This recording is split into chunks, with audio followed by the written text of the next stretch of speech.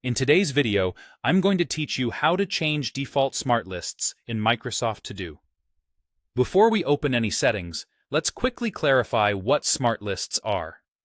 These are the automatic, built-in lists that organize your tasks based on attributes instead of folders you create. You'll see familiar options like My Day, Important, Planned, All, Assigned to Me, and Flagged Email. They fill themselves as you mark tasks with stars, add due dates, get assigned items from shared lists, or flag emails. Think of them as dynamic views that help you find what matters without moving tasks around. Now, here's the key limitation up front. You cannot fully redefine or rename these smart lists. Microsoft To Do doesn't let you create your own smart list types, edit how they work behind the scenes, or change what important or planned mean. Important will always collect starred tasks, and planned will always focus on tasks with due dates. Consider them fixed views that you can't reprogram.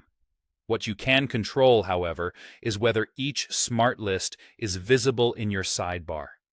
This is the best way to simplify your workspace and keep your focus where you want it.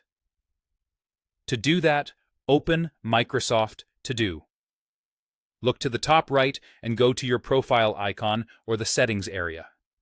On the web or in Outlook, the same option may appear in the app menu. Choose Settings, then scroll until you find the Smart Lists section.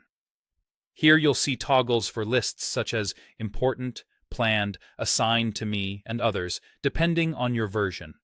Turn a toggle on to show that list, or off to hide it. Hiding does not delete anything. The lists still exist, and tasks still land in them whenever they match the criteria. You're simply cleaning up your list pane so it shows only what you want to monitor. There's also an optional setting worth enabling if you like a tidy sidebar: Auto Hide Empty Smart Lists. When this is on, any smart list with nothing in it quietly disappears.